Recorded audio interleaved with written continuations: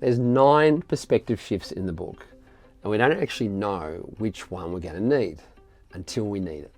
So it's good to have access to all 9.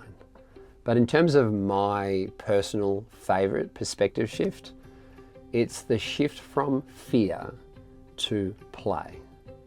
And within that, the relationship between play and love, which totally blew my mind when I was writing the book and recording the book. If love is the noun, maybe play is the verb. How would you say that? However. Tummy noise. Wow, that's a biggie.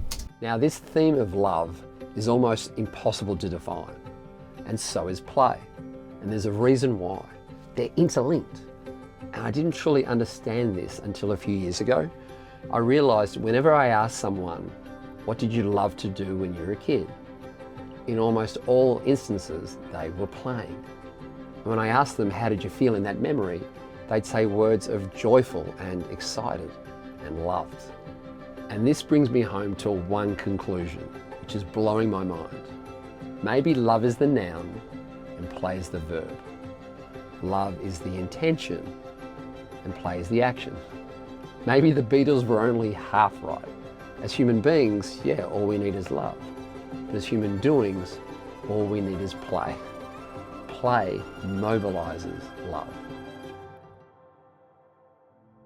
My favorite exercise with individuals is helping them remember an early play memory and remember the words of how that little boy or girl felt in that early play memory.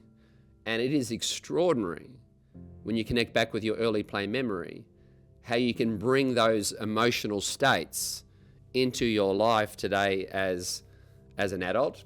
So if I said to you, sorry, it's impossible for me not to get into mentoring mode. If I said to you, Georgie... We love it. I'll start with you, Georgie. Can you go back and find me an early play memory? Or it could be a photograph that you can remember reflecting on. And it could have been, climbing a tree on a farm, or going on a family holiday, or playing with friends in the street. But can you think of an early play memory, Georgie? Yes, absolutely. I have so many in my mind. One in particular that stands out, and it's a little bit similar to what you spoke about when you first came on, was my brothers and I have 2 younger brothers. We used to set up chairs in the backyard, and we would get a football and we would run scenarios through the chairs in the backyard of footy. And that, I can feel myself in that moment, and I can smell the grass, and I can see what time of day it was. And we just loved it, and we did it for hours and hours and hours. But there was also for me a definite point where I feel like I put that sort of unstructured kid play down, and I don't know why I did that. Yeah, unfortunately, that's when life became serious, and you thought you had to fit into someone else's ideals, and we kind of lost that playful innocence. I feel like in terms of the stories we told ourselves is that life has to be serious now. I have to stop playing, as opposed to bringing play along for the ride. By the way, in that memory, if you go back to that little girl playing with your brothers with the chairs, doing all the scenarios, if I was to ask you to call out the words that best describes how you were feeling in that little girl, in that memory, what kind of words come to mind? If I was to say, try and find 5 words for me. So obviously playful is a word. What are some others? Excitement, delight, just a sense of connection. Beautiful. And love. Yeah, there you go. Now, Lib, can you give me the same? Can you find a memory for me? Yeah, I think I am the youngest of 4 kids, and my siblings are a little bit older than me, like you, Ben. And I remember playing a lot by myself. And I think probably the core memories that I have are being in the pool by myself a lot, pretending to be a mermaid. Just loved being in the water. Like it really gave me that sense of calm and joy. And I still get that at 40. Yeah.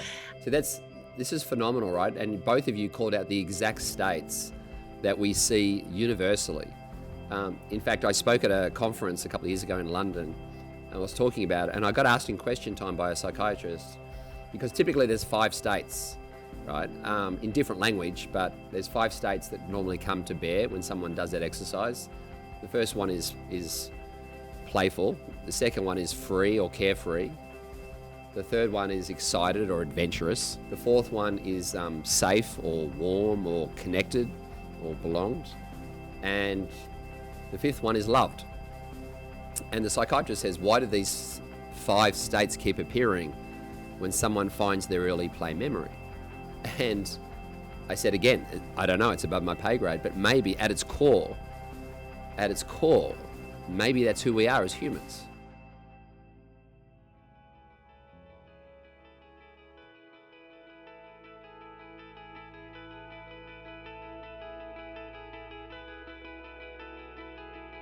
If play is the greatest need in the world today, and you'd be brave to argue with me on this, then finding more ways to play with our friends and colleagues and kids and animals, but also with our own imagination and spirit, may be the biggest priority in our life right now. It might even save our life. And that's why play needs a rebrand. And in this book, we play with this theme in a really powerful way. So tomorrow morning, maybe ask yourself 2 simple, playful things. The first is, am I in the fear state or am I in the play state? Regardless of how you answer, then ask yourself the second question. What does play look like for me here? Sometimes it will look like creativity. Other times it will be very calm and quiet as you work through a problem or puzzle. Sometimes it will feel like fun. Other times it will feel like hard work. It doesn't matter. You define what play means to you in any given moment. The only thing that matters is that we play on. Please, please, please, whatever happens to you in life, play on.